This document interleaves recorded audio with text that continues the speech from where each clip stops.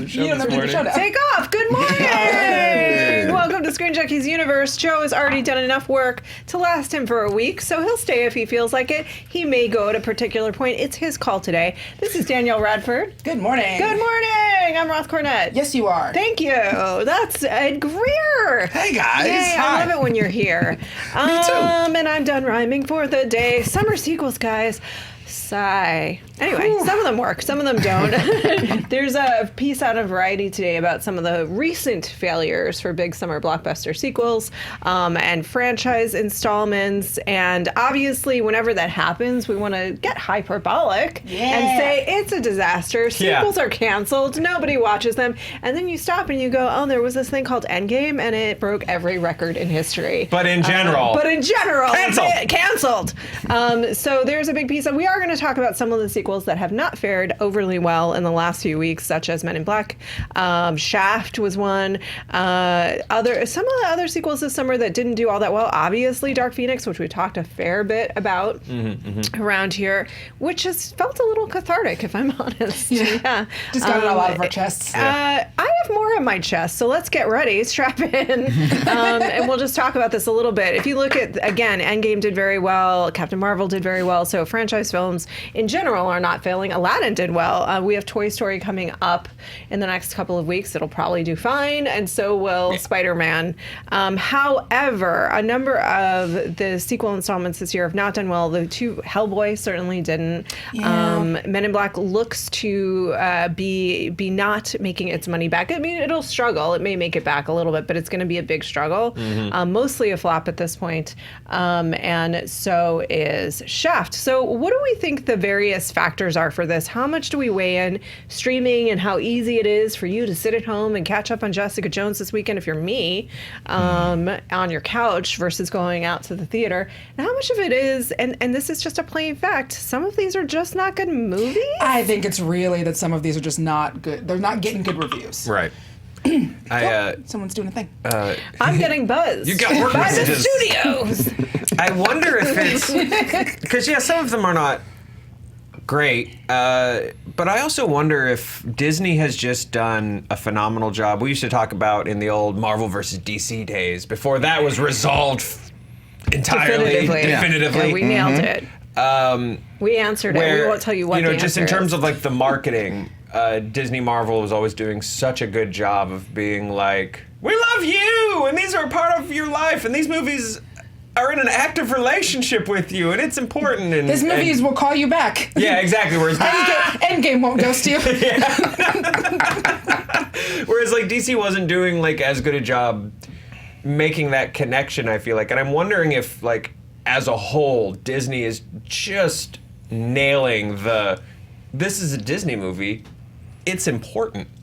I think their marketing machine, yeah, you're right. Like Disney's brilliant at marketing. They've had some notable failures in the last 10 or so years with John Carter. But also if you look at things like it doesn't always work for them. If you look at the Nutcracker, that was not a success for them. And they certainly A Wrinkle in Time wasn't a huge success for them. So marketing doesn't always work. And also counter argument to the idea that it's the quality of the film that ultimately matters. I wish it was, by the way. But the Transformers movies did for a long time until Bumblebee, which was arguably much better, did very, very well in their sequels. So what is Dark Phoenix not giving you that the Transformers are, Ed? Because I presume you're a big Transformers fan. Well, the dagger from my heart. Take it.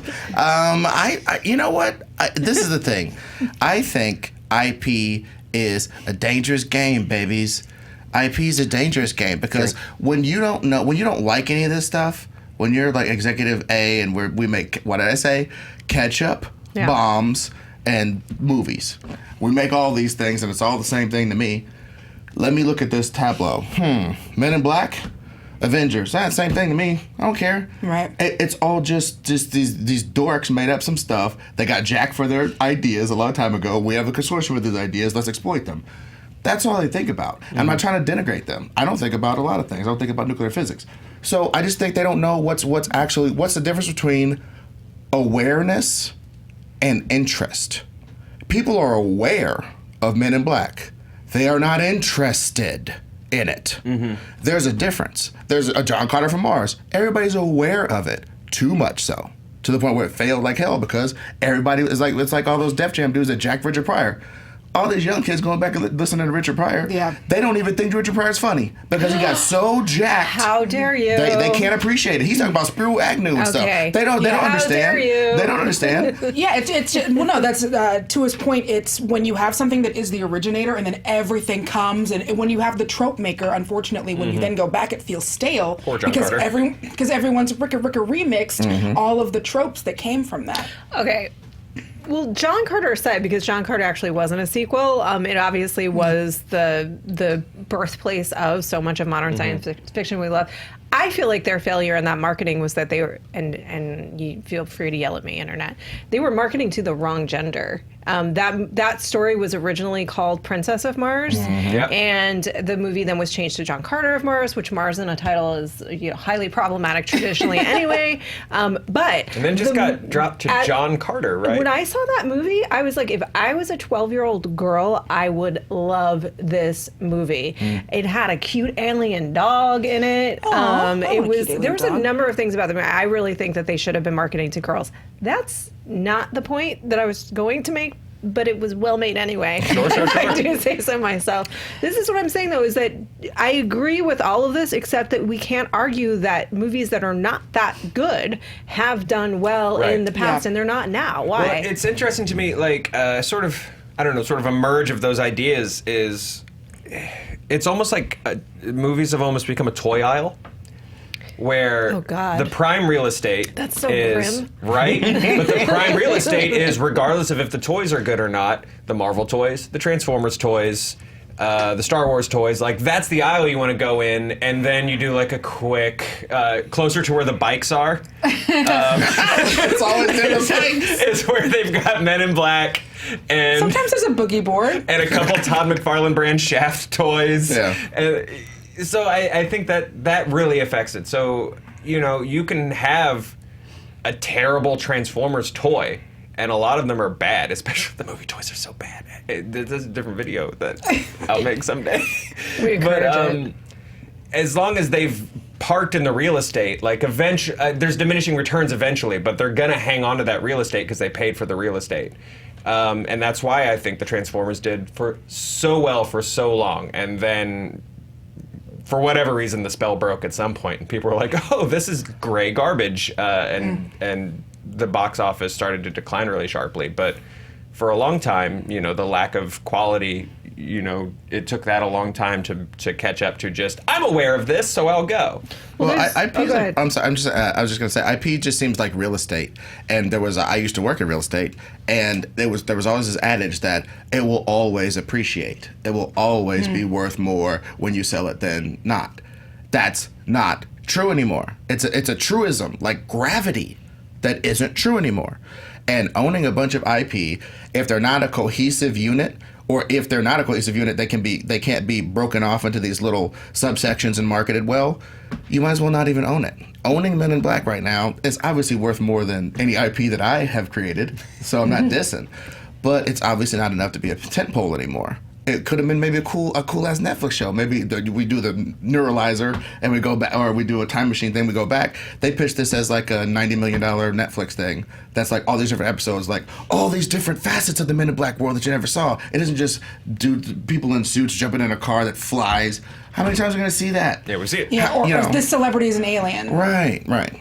Oh, he's good at basketball because Alien. Because aliens. Because alien. Because eyes in the Right. back of head or whatever. Right. It is interesting, though. First of all, I'd like us all to pitch our Shaft toys at a certain point in the show, and don't tell me when. Like, just drop it in somewhere. Got it. So that's A. But then two, if we look at things like, you're right. I mean, I think there is a distinction between awareness and interest, and how studios parse that out. I think it's probably a pretty big challenge, because there's also what IP do we own? And if you're Sony, your options are Spider-Man, Spider-Man's villains, Men in Black. I mean, they're not endless the way they are with Disney, especially Disney Fox at this point. And so they're placing particular bets, and I think Dan described that film as cinematic beige. Yes. That it was like a very perfunctory, we're going to make a sequels and cast stars, but there was no life to it or spark. And I do think that a number of the Marvel movies, particularly as they select certain directors and Taika Waititi and James Gunn and all these things,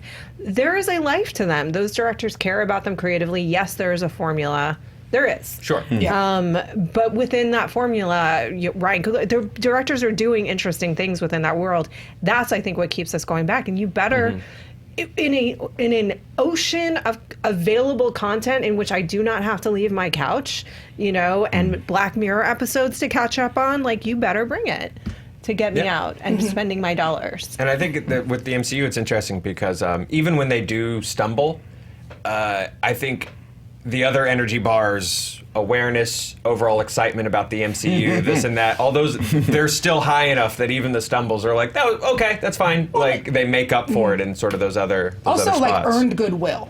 Earned goodwill, sure, they have a bank of goodwill. Like, if they were to put out another Transformers now, there is the awareness, but unless people were, which it's a bummer, people didn't get as hyped for Bumblebee as I would have liked. Because the goodwill was gone. Because the goodwill was gone. Yeah, they And wasted so it. even with people saying, no, this is good, like, trust me, it's like, I've been trusting you for a while, so that well had been tapped. And when it comes to the Men in Black series, you've got two things going against it. One, a lot of people really did not care for that last movie, for part 3. So that goodwill is gone. Plus now you're asking us to reinvest in this world without reinvesting in the Will Smith of it all, without investing in this movie was sold as the Will Smith vehicle, and now you're taking Will Smith out of it. And so you have to trust that these two, who we know have good chemistry because we've seen them in Thor Ragnarok, can carry this kind of fledgling franchise. And I guess people just didn't trust it, and it turned out that maybe they were right. Yeah. I think that's a really good point, because we also see that with sequels, the diminishing returns. It's like, if one is really, really good, then the next one will do very well at the box office, even if it's not very good. And then the next one after that, if it's even more, I mean, we've seen this with X-Men, right? Because of the diminishing returns, that's probably, also there was a ton of bad press around Dark Phoenix. With Men in Black, I think you're right. The other thing too is if there had been, like, Lego movie is also an interesting case, where it's like, if you had probably done a focus group at that time and said, do you want to see a Lego movie sequel, people would have lost their minds and said, yeah, I love this movie, this is great. Yeah. But they waited 5 years, and then they put 2 movies in between it that maybe deflated the franchise a little bit. Like, if they had done this in 3 years and just that, it probably would have been a much bigger success. I don't know how much the general population sort of cared about Lord Miller's filmography being translated to sequels as a whole, but I know for me, in addition to those other Lego movies, you see stuff like Cloudy with a Chance of Meatballs having a sequel with them removed from it. That was not good. Yeah. So then the moment Lego 2 gets announced and it's like, oh, well, they're producing, but they're hands off, I kind of go, I've seen that before on like a on a lower stakes scale, and it did not work. Well, also, there's also this thing of, like, I don't want to get too hippie here, but, like, there's an energy to really good filmmaking. You know what I mean? And I'm not trying to talk about drug culture or anything, but let's talk about drug culture. Sure. The 70s, you haven't slept for 4 days. You all kind of secretions are all over you. You got the coke all in your beard, and you're telling Robert De Niro, man, you gotta shoot Harvey Keitel. He's gonna slide down the thing, and then there's something to that. And these new corporate synergistic movies don't have that. A lot of times they don't have this energy. A lot of people try to think that you can, it's like cooking rather than baking, right? I think filmmaking is one of those two. I don't know which one. I think filmmaking maybe is like baking. Go. So just baking is the one that's far more scientific. Yeah, it's and more you like have to being in a really lab. like So, follow no, the it's rest. cooking And then then. It's cooking is cooking. more Yeah, it's cooking. You can kind of throw stuff together, you can taste it it's while you're cooking. making it. Thank you, guys. You're welcome. It's cooking because, they think it's baking. If I just put this pinch of cumin into my cake, it'll be good. Trust me. All this, cayenne. I'm talking about, like, sometimes when sweet things will have a pinch of salt. Things that other things will have just a pinch of. If I follow a It's like recipe the British exactly, baking challenge. You know what I'm saying? Like, I'm just. I don't know about your showstopper, Ed. Not a cumin cake. I'm just saying. It's not. What I'm saying is, like, you got to monitor a movie at all times. Coming. you have to. You can't just throw it in the thing and then wait for it to bake and hope that it turns out right. Okay, IP, beautiful hot stars, go. Yeah. Heat. You can't do that. You got to watch it constantly. Yeah, and no, turn it. I see what you're saying, because I've mentioned, I can't remember what movie I was talking. I think it was Dark Phoenix I was talking about. But yeah, it's like if you give all of these people the same ingredients, they're not all going to bake the same like really good cake. Right. Like you have to depend We're still on the cake. We're gonna look. We are going to bake the hell out of this analogy. No one leaves this kitchen until this is solved. Well, there are people on the internet that will tell you that I never should have left the kitchen anyway. So Yeah. Same. And what they don't understand, I was never in it, friends. nope. Sorry. And you're assuming competence when there might be none. Yeah, I totally get that. So like I said, I'm sorry to hijack the conversation, but I'm just saying like that when you take that human element out of it, when you take the energy that's on the set, the energy of the creators, like you're telling me the energy on Dark Phoenix was the same as any Avengers movie, any Marvel movie, any movie that's good, period? But Come on, dude. I do think the odd thing about Dark Phoenix, and I think the difference between that and what we may assess as a slightly more cynical take with Men in Black, which is like just formula of the movie, I think Simon Kimber cared. I truly do. I think he does care about these characters, and I think he cares about the franchise. And this was his first time directing. And this is too. his first time directing. So I think it got away from him. I think he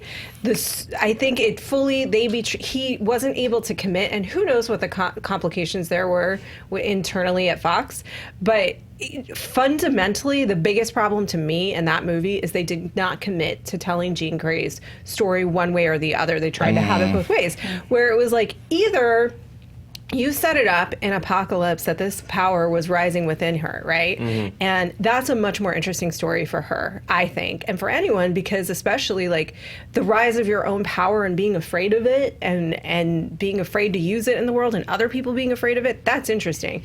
It being endowed to you by a space bomb and then you losing all agency and being a human MacGuffin for the rest of the movie is a F you to the character. I did have more to say about Dark Phoenix. For the one that always yells about X-Men, I have not been on any of our Dark Yell Phoenix. about it. Yell about it. But I think the interesting thing with Dark Phoenix failing too, and because I do agree, I do think he cares. Like I don't think it's like, this asshat got on board and blah blah blah. Because he's really tried to shepherd this thing along and save it and salvage it. Have you guys all finished Chernobyl? Yeah. No, but everybody's telling me. I haven't even started yet. Well, It's okay, rough, well, we know how it ends. It's good. But that's why. Yeah, spoiler alert. Can't. We do know how it ends. hard. I don't want to. The I'm boat already sinks, sad. and Billy Zane gets a spot on the lifeboat. Good. There's this great scene in Chernobyl in the trial where acclaimed actor Jared Harris has this great side-by-side graph where he's explaining like the checks and balances of how the I think the nuclear part, and then the other. I'm not a scientist. I just watched Chernobyl, but he keeps doing. It's this really amazing breakdown of he's like.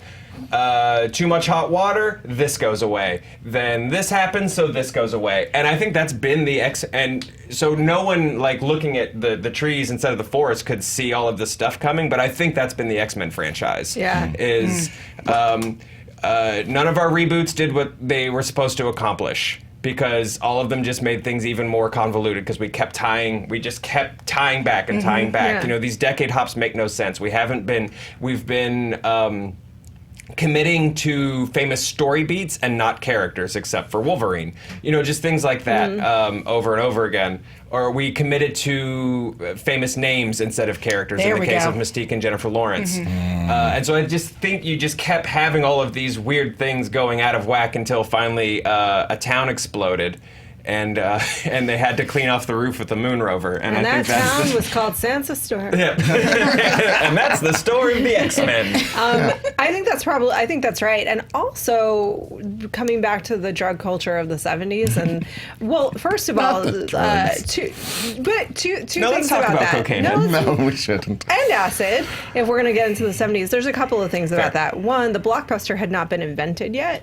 Two, the 70s was a time period in cinema that was entirely almost entirely counterculture, because the studio system, as it was understood itself, was in a reconciliation period, and there was an open door for filmmakers to come in and be very, very experimental. By the way, not all of that worked. We remember the ones that did, that are very notable for that reason. Blow Up is not but the great thing about, and I love shit that doesn't work too, by the way. Like, there's some amazing, like, fires of films out there that are great, because clearly people were trying stuff, and there was the freedom to try that. But the reason there was the freedom to be experimental is because the budgets weren't insane. You're looking at hundreds, 100 million, 200 million, $300 million budgets. You have to guarantee a return on that investment versus whatever they spent on, Taxi Driver, which was probably, I don't know, like a couple $100,000, which even at the time, maybe is $1 million budget today, right? Which is nothing. Like, that film can get very experimental even today, but just where does it go? Well, I mean, but that's the thing. It goes to television, and it's called Boom. Legion. Boom. Yeah, there you go. No, but really. Yeah, there you go. Yeah, I mean, the good small stuff, the really great, small stuff is on TV. And with the X-Men thing, not to belabor that point, but it was supposed to, you could see that it was a smaller movie. If you look at it, you can see that it's meant to be smaller and probably meant to not be released in the summer, right after Fools saw the world end with Endgame. Well, I mean, it's been pushed back several times. So the combination of like, oh, I've been waiting for this chance. Ooh, boy, I've been waiting to direct my whole life, man. I've been grinding my whole life. Here we go, Kinberg, director's D's, engage. Damn. Okay, I got a smaller budget than I had. My release date is whack. All this pressures of schedule, reshoots, all this jazz. And Jennifer Lawrence is showing up and don't want to put the blue stuff on half the time. God, you know what I mean? Well, that's what I'm talking about, energy. Yeah. He had great energy, but around you, you got to have great teammates. You can be LeBron all you want. Well, I think around the X-Men movie, what a comic book movie is and looks like and feels like changed. Yeah. Boom. And the X-Men franchise did not Never evolve. evolved. It didn't evolve and didn't catch up. What was the superhero movie evolved, and ironically enough, the next step of evolution didn't. Well, no, and I think that's Bunch of flat scans. flat scans. But yeah, that was some, injecting in the new energy from the First Class, and then to your point, they kept saying, "Oh, well, this is great," and people like this. Let's bring back the old class, and let's, you can't combine those two together. And they tried, and it worked all of the once, but then they kept trying to do it instead of just letting it be its own new thing and seeing where that could have gone. Yeah, letting it breathe a little bit. And now we're in a terrible portion, just really quickly, now we're in a terrible part of the time where, okay, these are super duper IP that obviously, as I stated, the ketchup and bomb execs don't quite know what the difference between MIB and any of this else is. So you have to pick that, but also they have to make these brave choices like put Taika Waititi on something that costs $200 million. He did a thing with vampires in 3 locations. He did Wilder People. I love those movies, but there's nothing in there. If you got to have a big, whatever you want to say, you have to have big confidence, let's say, to have a great artist.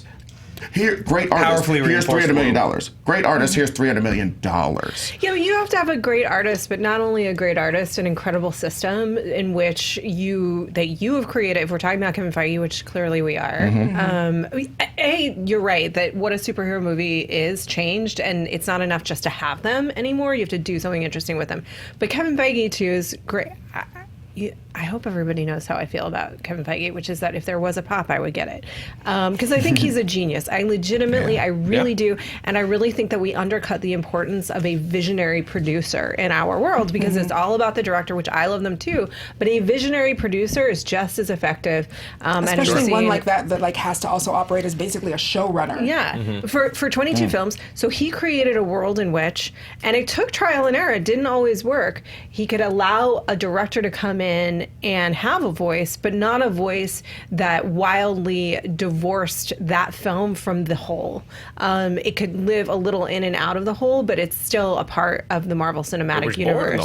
It was born in the hole. It'll die in the hole. Versus, like, in Star Wars, they have not been able to do that. It either fits squarely into what we think of a Star Wars movie, or it's just kind of like a weird outlier. I didn't mean to bring up Star Wars, and I want to apologize. What's weird though is let's add that as another factor, like what an audience needs from a thing. Because as much as I'll get on Ed's boat and yell about, like, I want all this stuff to feel free and have a fun energy, the moment something does not feel rigidly what I think a Star Wars movie is the moment it is not just doing a trench run and like there's like a target this big as to what a Star Wars movie is to me, and the moment that like Rogue One and Solo did not feel like those things, I was just like, no. Like as much as I'm like, hey man, why can't we all just do art? I'm like, there's a select check boxes for Star Wars for me, and you best check them. It's true, me too. And the thing with Ragnarok and why that does work is also because there were no expectations. No one is saying this is what I need a Thor movie to be. They tried 2 different ways for a Thor movie to be, and they hadn't connected. And so when you have a third movie, and when you have a third movie, and you have and you're doing this run up into your new huge big thing, you can take a risk with a director like that because no one really, you got to see funny Thor, you got to see funny Hulk, you got to see all of these things that were allowed because we didn't have any expectations of either of those things. They could be, no one is too angrily yelling like, why doesn't his hammer turn into a cane? Why isn't he a doctor? There is some of that stuff from some of the hardcore nerds, but when it comes to the cinematic stuff, Thor could have been anything. Yeah. Whereas to your point, I think it's a little harder to take those risks. And while I wish they would, I think it is harder for them to take those risks with Star Wars because it is so. Yeah. This is what Star Wars is.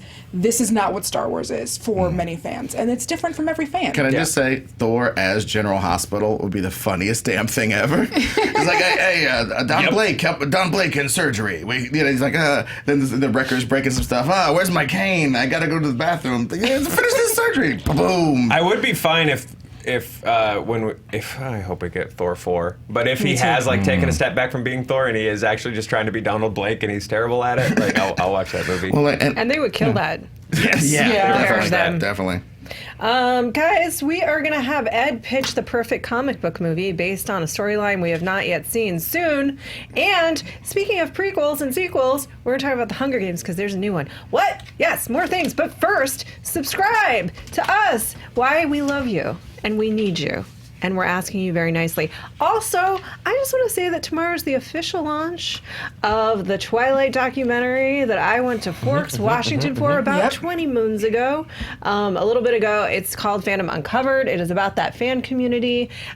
We will not be doing SJU tomorrow because of algorithms and math and things that Ryan tells me about, and then I just nod and I go, okay, we'll do that thing that you just said. And we're not, but we do want you to tune in tomorrow 10 a.m. on this channel, the launch of Fandom Uncovered Twilight, and share it. Hopefully you do like it. Give it a shot. If you like it, share it with your friends because we need support for original content. I'm going to show you a teaser trailer for that, and then I'm going to print a retraction for something I said earlier in the show. Then we're going to move on to Ed's pitch. Ooh, all of that is coming, but first, watch this. Is there a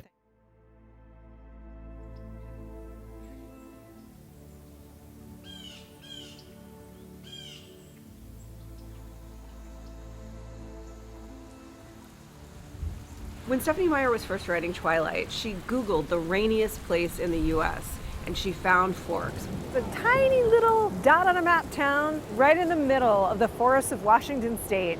She said she wanted the most dreariest town on the peninsula, and Forks came up. In the state of Washington, under a near constant cover of clouds and rain, there's a small town named Forks. Stephenie Meyer couldn't have known how closely she'd captured the otherworldly, small community feel of Forks. And this town wasn't prepared for how dramatically it would be changed by her sparkling vampires. People started coming to Forks because of Twilight before the first movie went out to the theaters. Forks was resistant to this fan invasion, but these diehards simply would not and could not be stopped.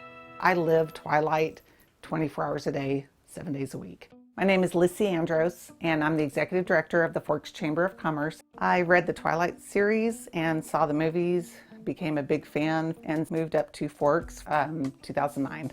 Some of my favorite pieces here in my Twilight room are my neon sign, of course my stand-up Edward, he's watching me right now. Can you see he's looking at me? When I first moved, they called me that crazy Twilight girl. Are they crazy? Or are we for just refusing to unapologetically love what we love? This is Disneyland for Twilight fans. It is crazy, right? There's so much more to these people than just liking Twilight.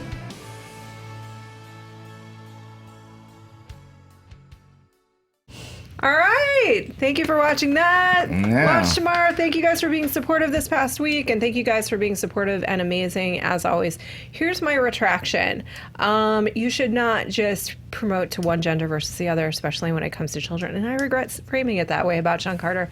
I still maintain that there's a really cute dog in it that lots of children would love. It's like a space dog. Yeah.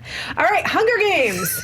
That was your big retraction. I did. I felt bad about it. I was like, that's not. No, man. Yeah, so you meant that more that they should include. I meant that they should include. it. Yeah. Thank you for correcting me on myself because I do need that.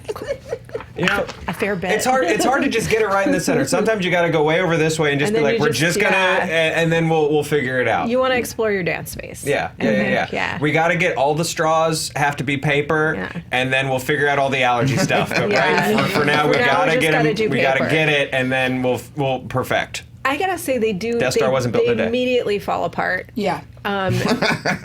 Their glass is an option that I've did, but then that's probably dangerous. Let's just return to the straws Okay. at a later date. But let's talk about the Hunger Games. There's a new Hunger Games book. This is via Deadline. Suzanne Collins, author of the Hunger Games, is making a prequel novel, which I think a lot of people have been yelling about for a while, saying we want to see the origins of Panem. You're not going to see that. Not even a little. Not even a little bit. This is coming out. The book is coming out on May 19th, 2020, and the novel will be set in the world of Panem 64 years before the events of the original Hunger Games It's a trilogy. very specific number. Yes, on the morning of the reaping of the 10th Hunger Games, well before the lifetime of Katniss Everdeen, played by Jennifer Lawrence. So it does not tell the story of the creation of Panem. It does not tell the story. It's 10 years after the war. And this is what she said about it. Well, first of all, Lionsgate immediately chimed in and was like, "Yep, we'll do that." Yeah. I won't even read you the quote. Here's a because check. That's what they said. We'll do that. Yes, We already mailed it. That sounds It's great. blank. Yeah. The quote is literally like, "Do you want to go to the dance with me? Because I'll take you to the dance, and we'll go to TGI Fridays Yes. and have a great time." That is the literal quote. But Suzanne Collins was talking about in an article this morning about how she wanted to explore nature and like what do we need for survival, and that this is going to be like the times like again directly after the war where they're really rebuilding. So I have a bunch of questions about what we think about this in terms of prequels in general, this prequel in particular. Some fans, Eric was telling me this morning, were saying that they thought this was the time of Magda's Hunger Games, a character in the book. But I don't know that, and I don't remember anything notable happening during her Hunger Games. So Ryan's pitch for the title for this is, I could eat now, but I could also wait if you want to eat later games. I love you, Ryan. And now I ask you for your pitches. Also, we do need Shaft toys at some point. But are you interested in this story? Are you a Hunger Games fan? I am a Hunger Games fan. Okay. I read all the books in like Do you remember like her a week. games? Do you remember anything about her games? Oh, you're talking about Mags? Mags, yeah, the older lady. I don't remember them mentioning. I mean, I'm sure they did because that second book was all about, here's how my games was bad. Yes. And here's how this was not good. I mean, it's a fight to the death. It's just always It's I'm just gonna always a check suck. the bad. Hunger Games wiki powered by Oh, Fandom. thank you. There you go. Very good. So, Starr. I'm interested because I do think that one thing that Suzanne Collins is really good at is using these books as a way to dissect trauma and how people work through things. And so I'm interested to see how she does that. But obviously, the thing that everyone is wanting is for her to do how, the war and then the forming of Panem. Now, this is supposed to be, it's 10 years later, it's supposed to still be during the dark period where people are still figuring stuff out.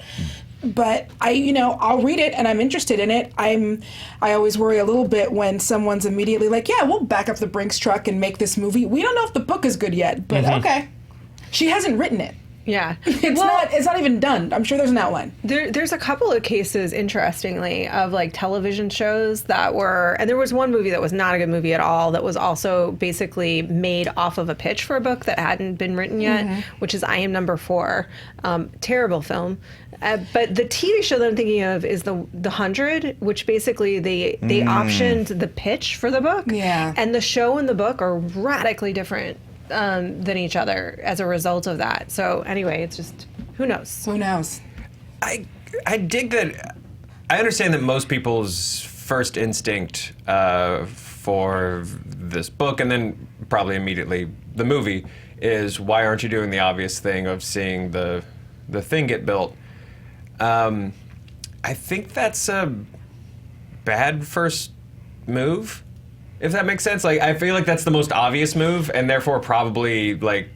But we want it. Yeah. Like, but yeah, it's also but, harder like- to walk back. Like, if you do that, then what do you do after? Well, it's like, yeah, but what are we actually going to get out of that? Like, what are we... Like, what are we going to learn? You know, like, what It'll else? be a metaphor for something. What that's else? happening. What else besides, like, I remember that building, and now they're building the first bricks of it. You know, things like that. Like, what are we going to get out of a story like that? Versus, it seems like she has something she wants to say and sort of something she wants to discuss, and if that's, you know, sort of in a weird way, like, what does Europe look like post World War I when they're rebuilding? Which is kind of what that sounds like. You know, you've had your big, like, continent-shattering war. Now, we have our civilization now how do you sort of, like, continue to rebuild and survive that kind of trauma? I think it's a more interesting move.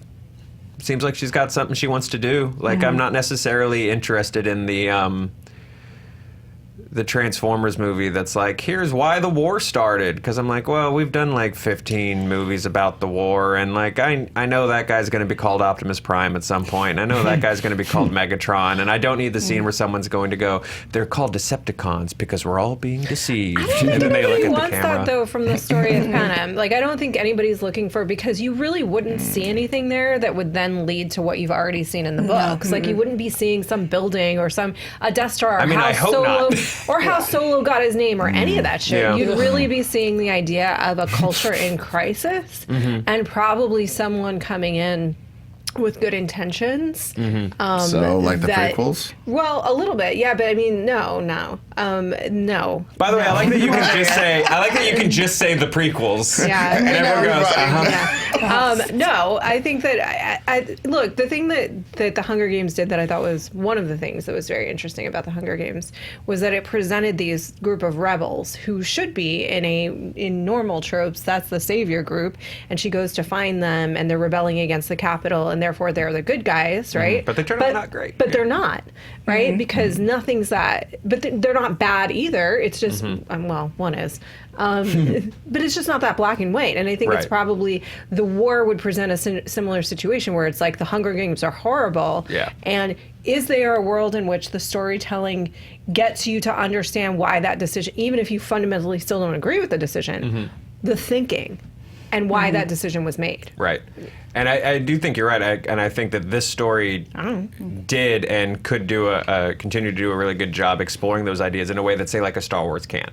Like, I don't think Star Wars works when you're like, you know what, the rebellions killed a lot of people. Like, that movie falls on its side when you start pulling sweater threads too much. But I think Hunger Games, a story like Hunger Games, has the opportunity to explore those ideas. I only have one thing to say about Hunger Games. I'm not a big fan, and not in some pejorative way. It just didn't hit me culturally. Sure. But I do say I would love to see some sort of Hunger Games in a world less technologically advanced, a little bit, even a little bit less, to where it's like they can't monitor you all the time throughout the whole thing. Like, to where it might be some happy. I've never seen the movies. There's not like 3D printed wolves running at you. Exactly. So something where it's like a little bit more rough and tumble, a little bit more low tech, a little more battle royale, to where we can have maybe a story of people like actually escaping that whole jazz, not becoming venerated champions, eating apples while other people die, but like getting all the way out of it. Not necessarily causing a revolution either. Captain America, I'm out. I don't need this anymore.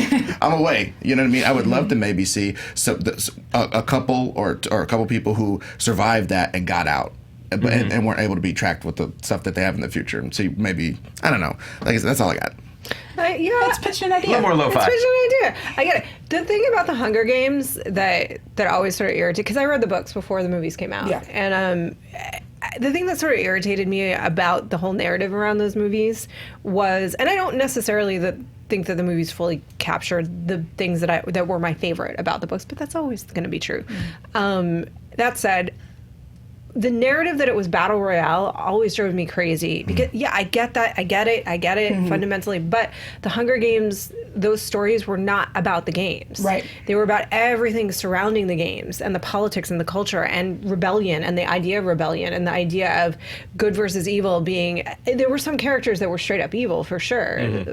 Snow was, but like that's just not as clear cut as you would traditionally think of it, and all of that is lost in that narrative that it was just a battle royale ripoff, and it takes away some of the interesting things that are in that book that I thought you could explore in this idea of a war, but we'll see. Yeah. I don't know. I mean, because at the end of the day, like, whether you agree with someone's politics or not, in my opinion, once it becomes fascistic, like, you no longer can be on board with it, right? Whether you fundamentally think I'm largely in line with them politically. I'm not to get too much in our real world, but like at the point that they then want their perspective to be the only perspective, and that there is a fascistic right or wrong or around that, and it's like just diametrically, but there's no room for disagreement. Well, then you're lost. You went to the dark side. Mm-hmm. Danielle, say something. Something. Great. Well, no, but that's again. But for me, it's also because Suzanne Collins she's really good at. Obviously, it's about the games, it's about the politics, it's about the world. But she uses these books to actually explore something, and that's what I would be interested in seeing, like how she would use the war to. Because the third book is about PTSD, and that is so much about that trauma, and that's what's baked in. That would be the part that I would be interested in seeing, like, what is she going to use this to deconstruct? Yeah. And that's the other thing, is Katniss as a character was such a great deconstruction of the idea of a heroine or hero, because there was so much cost. And there was so much cost, you felt it even more in the books. She was destroyed. And also, she was absolutely destroyed by the experience. The books go out of their way, and I don't think you get a lot of it in the movies, to let you know that Katniss sucked. No one liked her. She is unlikable. Totally unlikable. Yeah, that's the other thing that I thought the movies really missed, is like the only person that liked Katniss really was, well, two people, Peeta and what's his name? Not Peeta. Not Peeta. And I kept wanting to say Liam Neeson. Liam Hemsworth. But the point is, like, she's not nice. She's snarky. She's mean. She's a dick. She's very untrusting. She's cynical. She's self-serving. All of those things, and then despite herself, she ends up doing the right things. Yeah, and accidentally becoming this hero. And then people have to try to shape that, because they're like, we can't put her on camera. She's the worst. Asshole. We can't let people know that their savior is a dick. Yeah. So they had to figure out ways to like massage that. Yeah, and in that way, it sort of starts to explore propaganda, and then how people are, and she's just continually used as a tool the entire time. And at the end of the day, she's left in pieces, just barely strung together, human being. And it's great that way. It's great for kids. Yeah. Oh, yeah. Roth, it's called the Shaft dress-up kit. I mean, that's the thing, is like, just because somebody's like in line with how you think the world should run doesn't mean they're not doing heinous things. Like, people who do things that we like in the world and think ultimately they were probably pretty ruthless to get there a lot of the time. The executive that got Mattel's Shaft dress up. That's right. Oh, shit! You did it! You did it! I didn't even notice. That's how smooth it was. Just like Shaft, Ed. We can dig it. Yeah. The shoes have little Bluetooth speakers, and so every time you start moving, it does the theme song, and like you stop, and the waka stops, and then you start walking again, and it starts Every again. hero needs his theme music. Yeah, absolutely. It just comes with like the Hulk hands, but it's just like black gloves, and every time you punch something, it's just Sam Jackson like saying an F-bomb. It's gonna be. Kids are gonna love this toy set. I think that's would great. buy that. I'd buy that. Yeah. I would buy shoes Thanks, that guys. played a theme song as I walked. Oh yeah. I would I would 100% Mm-hmm. purchase that item if I was not an adult human. And even if the shoes fall, listen, sharks. Even if these initial shoes, what we're really selling is the technology that make the shoes play music whenever you move, and we can license that out to whoever. Hunger Games, Toy Story. Yeah. You got a friend in me just every time you're walking out. The funny thing is, No one would like got you. a friend in me. whenever Joe goes into fake cynical Joe, there's a part of me that's like, if you'd only roll all the way in, I feel like you could be a billionaire. My dad, my dad would be proud of me. Joe, I'll join you for 10% stake. I give you my super dope idea. It's Shoe Tunes. right? So Shoe Tunes is proprietary software that makes sure shoes play songs. But unless you buy the premium package, there's like ads and stuff. It'd be like 4 hymns. Get your Johnson, whatever, and every 3 or 4 songs. But if you pay for the premium, it plays dope jams all the way through. I cannot wait for my sneakers to start trying to sell me a purple mattress. I'm excited. Dope jams for your dope kicks. Casper mattress, baby. Oh my God. Just unroll it, baby. Watch it grow. Did you guys see Black Mirror this season yet? I've seen that one, yes. Okay. I've seen them. I won't spoil you guys. It is. Oh, is there a shoe thing? No shoe. No. Okay. That's why I'm saying, like, Okay. Cynical Joe could make a lot of money. Really good. Anyway. Let's hear it for Cynical Joe. Okay, you guys, we have a fan question from Reality Check. Yay! All right.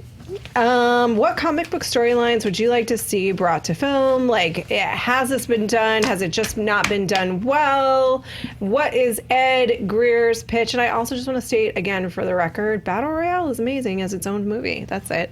Just before you yell at me, I love it. Well, everything doesn't have to be compared to everything. You know, I think we're wont to do that. You know, because I love the NBA, and every player is X Hall of Famer times Y Hall of Famer, which is never true. But we have to communicate about these things in some way. So don't apologize too much. Oh, it's a trait of mine.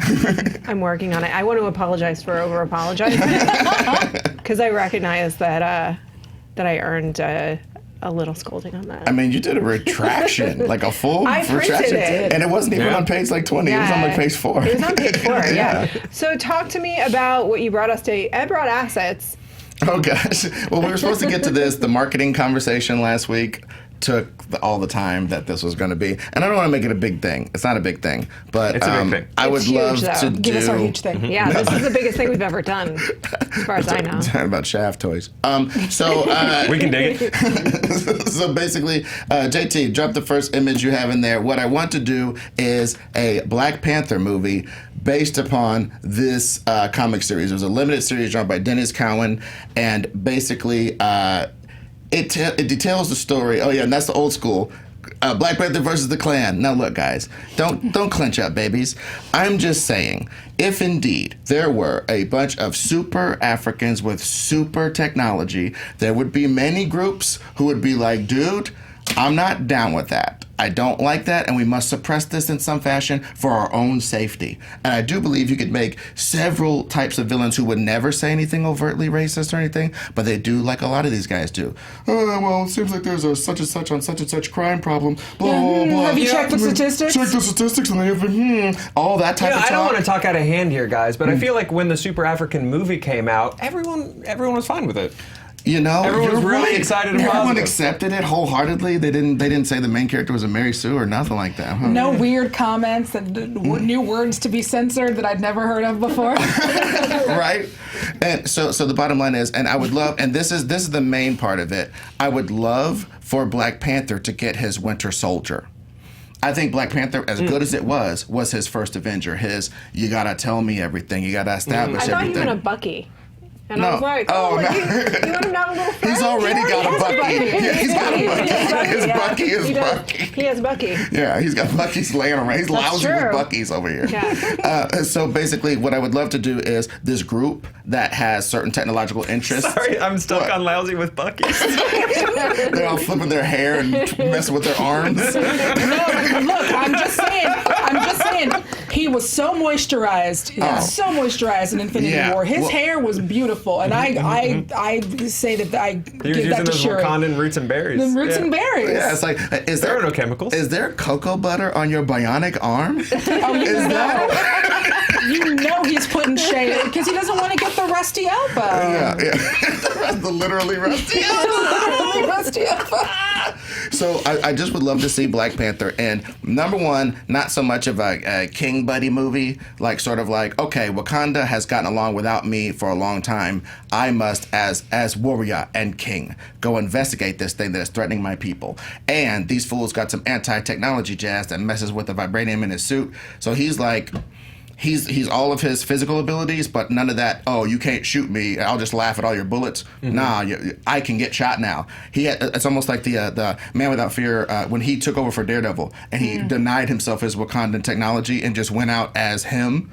and was whooping ass all over the place and was able to capably take over for Daredevil, take over for a lot of New York heroes who were gone. He defended New York by himself with no Wakanda technology, just his skills and his strengths and his mind. And I would love for us to find a story where we get more action beats, much like Winter Soldier, where he's like whooping dudes ass for a living. And it ain't the technology. It's the fact that I've been doing like Krav Maga / Sambo / whatever since I was a zygote, and I will whoop your ass. I am warrior and king. I'm not sitting around waiting for my suit to do a bunch of stuff to defend me from everything. I'm not waiting for the purple drink to give me the thing to beat you up. I am this. You know what I mean? The same way that I never thought about the super soldier serum in Winter Soldier. Steve was just a bad motor scooter. And I thought about, yes, the super soldier serum is in him, but I wasn't thinking about him being basically a drug user. Yeah, no, I'm with you. We're still on motor scooter. That's what happened. Shut your mouth. Dude, yippee-ki-yay, Mr. Falcon. I'm trying not to. Well, I think that naturally falls into the end of the first one, where he was like, "We're going to go into communities that need us." Yeah. Like, that Exactly. thematically comes out of the "Are we an island on a hill, or are we opening our doors and stepping out?" Kind And of thing. all those messed up snap people whose lives were really messed up during that 5 years of the snap, and they get some people back who are like racist or jerks or technologists or all three. Taking advantage. And they take advantage of the disaffected nature of these people, which is what certain people did right now in real life, right? Sure. They take advantage of people's Rust Belt sensibilities and, you took my factory and all this, that, and the other. Dramatize that a little bit, you know what I'm saying? Have these people Svengali'd up into a crusade against the Africans with all the technology. And next thing you know, you got a badass adventure movie where, our main hero has to actually be a hero and be a shining example like Captain America too. He can't just beat these alt-right guys up on TV and go, look, I have alt-right blood on my hands, I beat them up, punch Nazis. That's not going to work. He has to do that and build a bridge on some level. I think there's always something interesting too with a superhero when you strip them down a little bit and Yes. you Yes. even though Superman 2 is rightfully not everybody's favorite, the fact I'm into that aspect of it, of like, what are you without these powers? And that's taking it to the fullest extent, and I don't think you necessarily have to go all the way there, but I think you're right, there is always something interesting about you need to give them a challenge to overcome. I mean, his powers are way sick enough. His intellect and his Panther powers are way ill enough. And I would just love a little bit of like, I got vibranium soul so I could jump from great heights. I got one charge on my vibranium suit. If they hit me with a bazooka or something, it's totally wasted. Well, and I gotta fight. You know what I mean? He's also the only civic figure in the MCU, that is also moonlighting as a hero. Because just as what makes Doctor Doom so interesting is that he's also the leader of a country, and so you have And by the way, Latvians love him. Yeah. Yes. His people love Doctor Doom. Like everything T'Challa does in any kind of situation is going to blow back on his country. Is going to blow back. Oh well, we were doing this trade deal with Canada, and now that's blown. Inevitable. You know, And that type of stuff. because Trudeau was friends with that guy. And what does that make him do? Not so much, I am Black Panther, here is my suit, I'm walking in broad daylight chasing Bucky down a hallway. No. Night. Slick. Super slick, baby. Because they can't catch me. I'm king.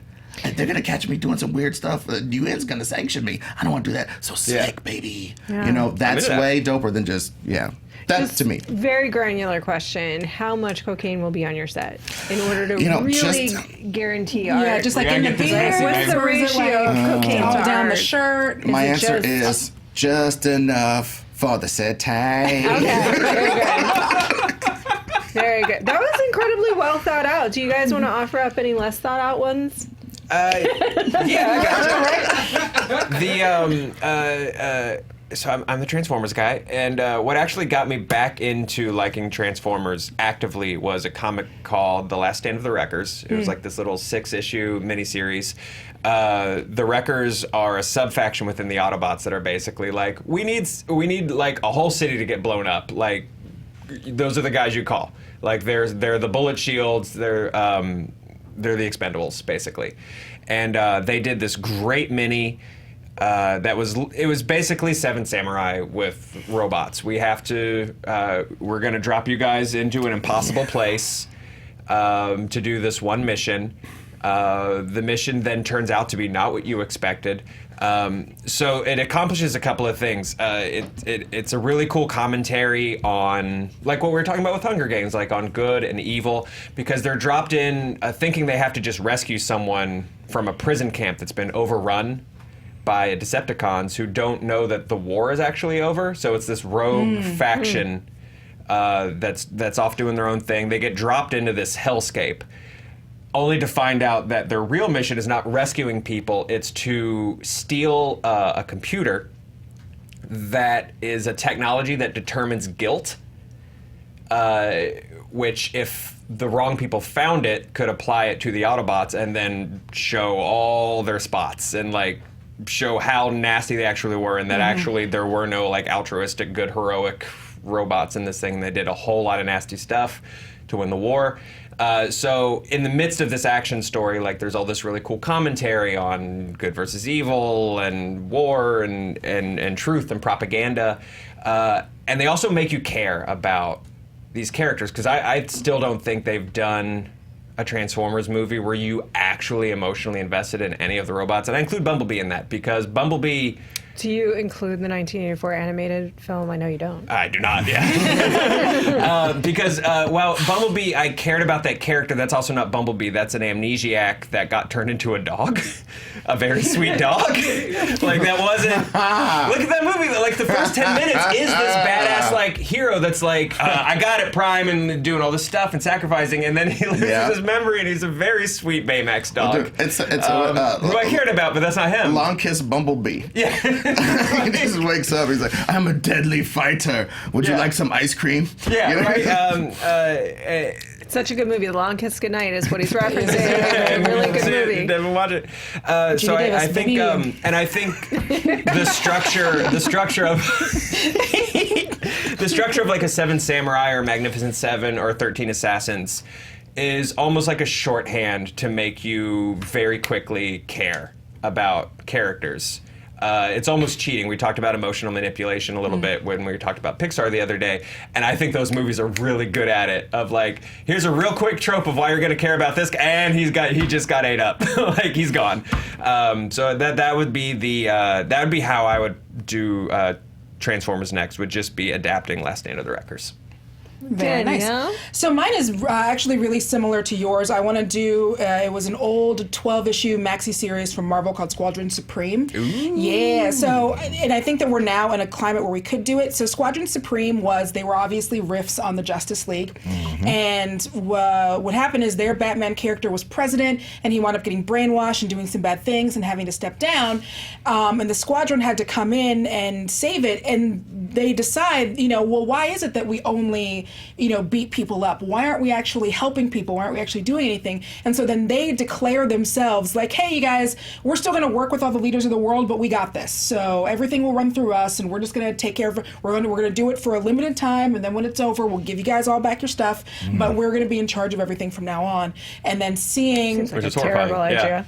Yeah. And then the Batman character is like, this seems like a terrible idea. I'm out. And so they wind up, rounding up all of these supervillains, and they come up with this technology that can turn someone good. So you essentially are brainwashing them and taking away their sense of agency. Their sense of agency. And so then there's some fights around that. And then, because these are real people, some of them do some shady stuff with some of that technology and other things. And I feel like now would be a good time for that, because we're savvy enough about superheroes and about the genre that I do think we can start doing some of these stories that do deconstruct them. Like with Watchmen, I feel like it just happened too soon. Yeah. We weren't quite there. And, Now we have the TV show. And now we have the TV show.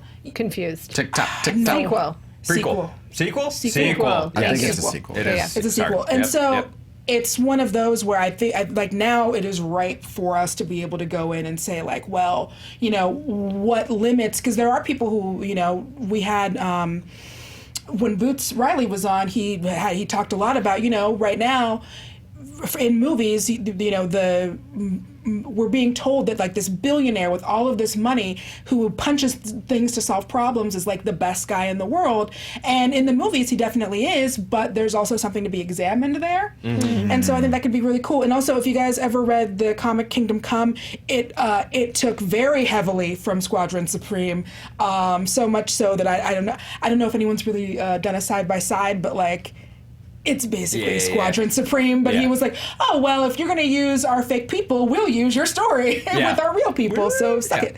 But yeah, so that would be one that I would want to see, because I think that could be really interesting. Plus, since it's only like, it was a maxi series, it only happened for a year, you don't need a bunch of movies. You could do this in you could do this in 2.5 hours. I think it would be, I know that, well, Squadron Supreme was not MCU proper, correct? It was its own... No, it was its own universe. Okay, but I do think there's... It was not in 616. Even if you took the themes, I think you could finally do the deconstruction thing really well. Because like you said, I think Watchmen came too soon because the comic book movie boom had not really happened, so they weren't deconstructing anything.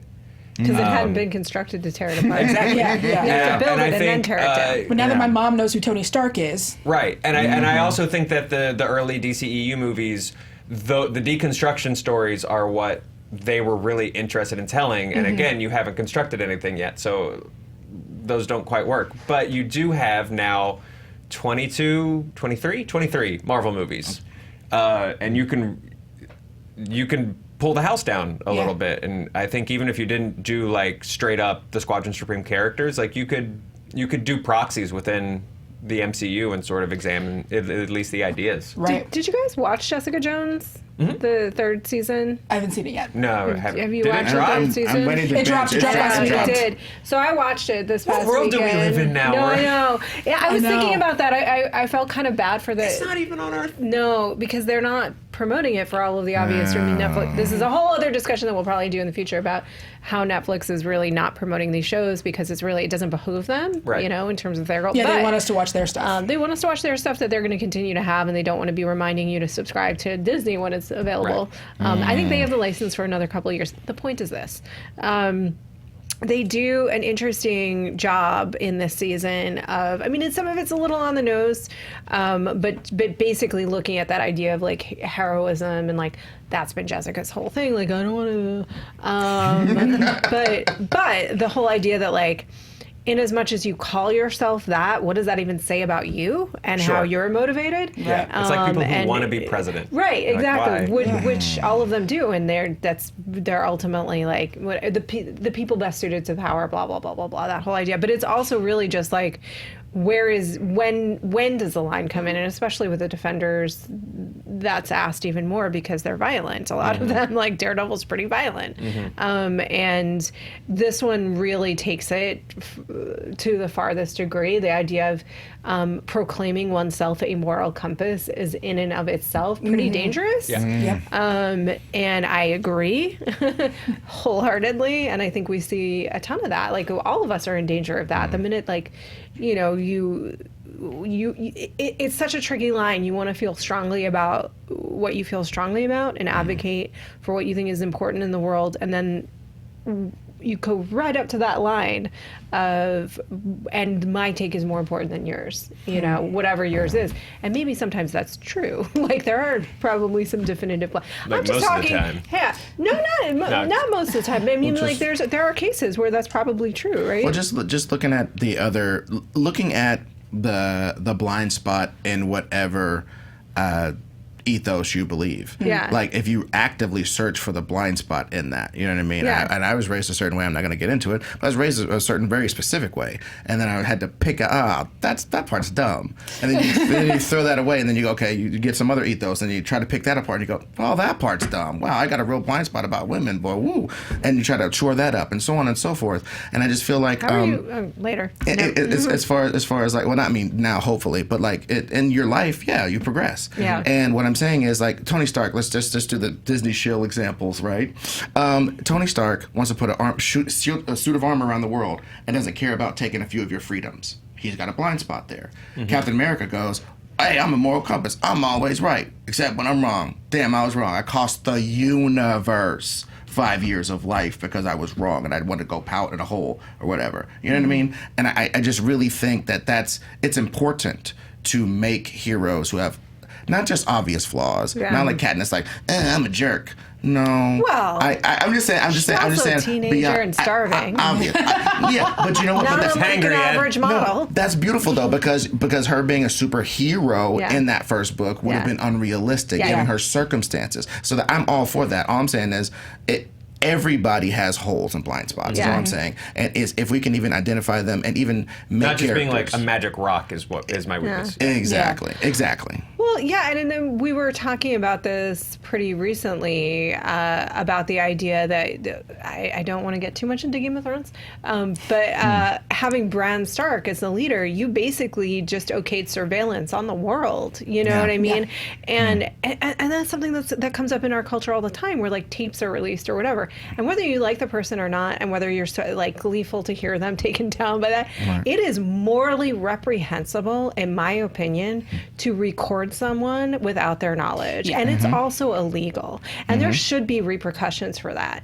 Like, no matter what side you're on. Like, it's disgusting. It's a line we shouldn't cross. Sorry. I feel very strongly about privacy, and it's a space that we don't have anymore. We don't hold sacred anymore. And there has to be some sacred spaces. This went weird. I guess it's my Monday. I don't know. Does this just happen when I'm here? Tell me the truth. We'll talk about it later. Well, you're a heady person. You know, we get into some of these waters when you're here. The shaft shoes are also waterproof. Yeah. Now, could we combine them with "I'm gonna get you, sucker" and put some fish up in them pieces? Oh yes. And there's like DLC almost for them. So like you can pour Sprite into your hands for a dime. Yeah. Perfect. Let me get one rib. One rib. You guys should watch that movie. In the comments, you pitch your shaft dolls. Nope. Nope. When you hate yourself in real time. Oh, the aggregators. Instead, propose your favorite comic storyline that you would like to see made into a television show or film. And where should they watch Nerd Goat and listen to it? Oh, well, they can listen at nerdgoatpodcast.com, on Apple Podcast, Stitcher, anywhere that you listen to that stuff. And what we do, just deep dives on people's favorite fictional characters, their nerd greatest of all time. And we have a tournament right now called the Tournament of Goats, where we're going through the last 50 episodes and we're trying to determine, like NCAA bracket style, who's the GOAT of GOATs for the second season. So 100th episode will be having a screen junkie on it. So, yeah. Ooh. TBD. Which, it's Danielle Bradford. Oh, well, yeah. That's Danielle exciting. Bradford. All right, well, that's awesome. Thank you so much. Thank you guys for tuning in. Thank you for your support and being patient with us and being you. I love you guys. I met someone in person having dinner this weekend who was nice. a screen junkie, and he was lovely and delightful, and everyone I've ever met in person is lovely and delightful. So thank you guys for being amazing. Yeah, very nice. Please do tune into our documentary because people worked hard on it, and I think it's got a nice message. Bye-bye. Outro says bye-bye. Bye. Bye-bye. I am Ron Burgundy.